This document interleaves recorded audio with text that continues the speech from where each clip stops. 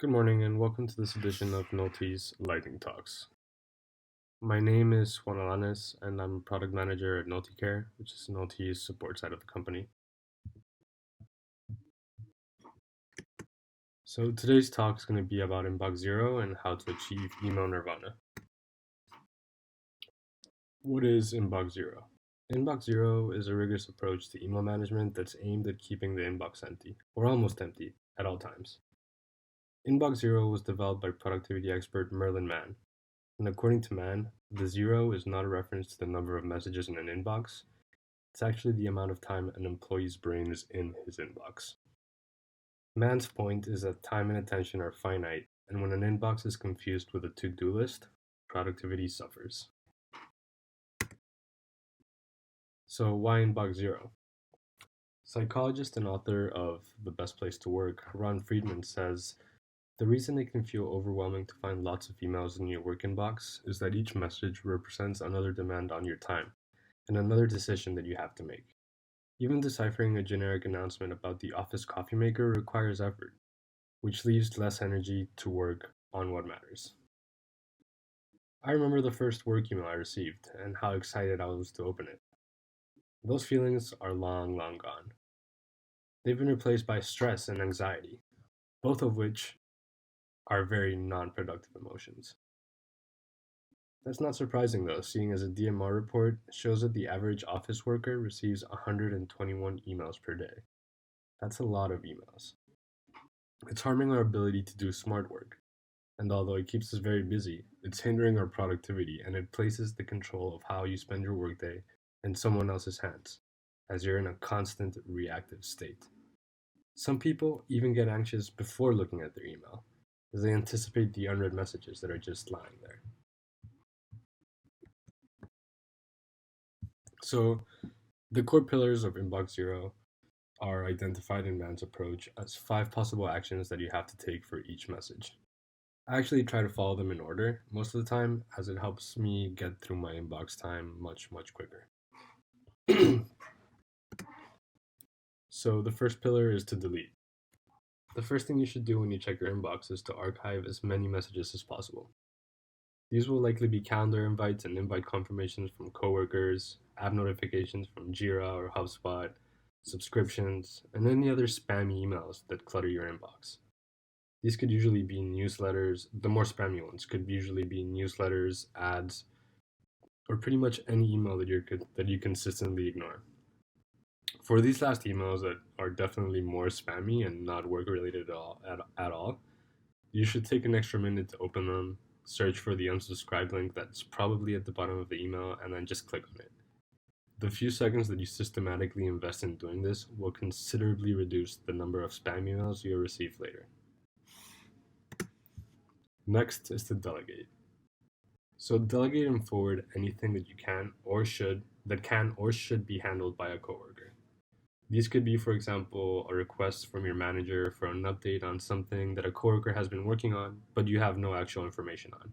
It was just sent to you because maybe your manager assumed that you were working on it, but you're really not. So you just forward that to your coworker, and as soon as you forwarded the email, you make sure to archive it. Next is to respond. So focus on any emails that will take 2 minutes or less to respond to, not more. You type up the reply, you send it, and you archive it. Done. Next is to defer. If it'll take more time, it's better to leave the email in the inbox and then add a reminder to reply to the specific email. Personally, I use the Reminders app that comes with most Apple products, as it syncs with my computer at home and my phone as well. This way, I can be sure that I won't miss the reply, and I won't stress for not having replied to the email yet, because of course it'll be in my reminders list.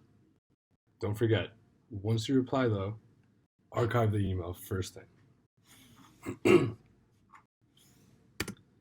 Next is do. So let's assume that you use an external system for your to-do list, like a paper list, a post-it, a task manager software, or the reminders app that I use. You're gonna need to use that external to-do list to write down all these to-dos. So for tasks that can be done later and are not urgent, you just add them to your to-do list and set a reminder if necessary, and then forget it. You will continue to see it in your list and plan time for it when possible. For tasks that someone else should do, again, delegate when possible. You can set a reminder to follow up with the person you delegated to if necessary. Tasks that can be done in less than 2 minutes, just do them right away. And tasks that should be done on a specific date, you can add to the to-do list and then add an invite in the calendar as well, just so that you receive the notification at a later date. Some additional helpful tips and resources. Create clearly labeled subfolders.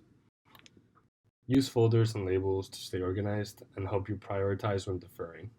There's many systems that you can use to achieve this, but some basic folders that you can create are a needs action or reply folder, an awaiting reply folder, a to read folder for important information, or another folder for links that you receive for articles or other resources. Don't answer every email. It's going to be very liberating. If something is just not a priority at the moment and you have a bunch of other stuff that you need to focus on, archive it and move on. Don't waste your brain power.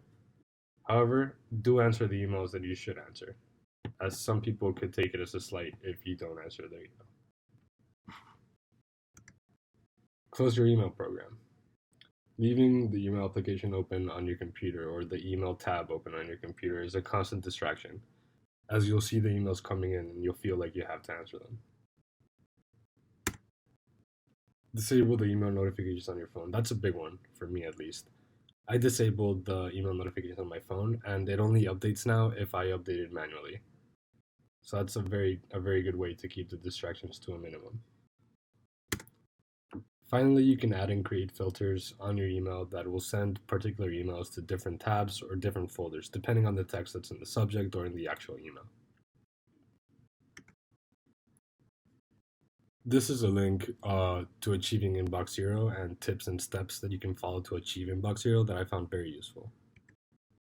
And this is the original presentation by Merlin Mann about Inbox Zero that was given to Google. It's a little long, it's around 50 minutes, but it's definitely worth the view. Finally, I'd like to close out with some inspiring words. Do or do not. There is no try. Thank you, and see you next week for the next lightning talk.